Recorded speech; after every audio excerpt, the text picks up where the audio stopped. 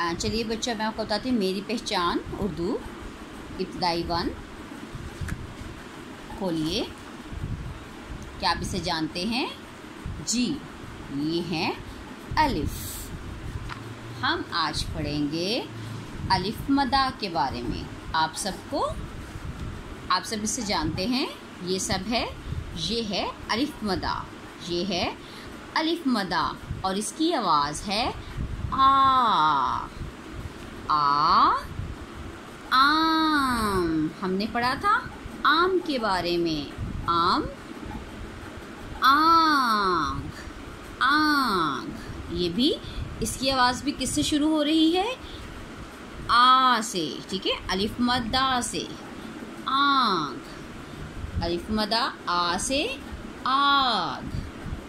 आ आम, आ आँख, आ आग।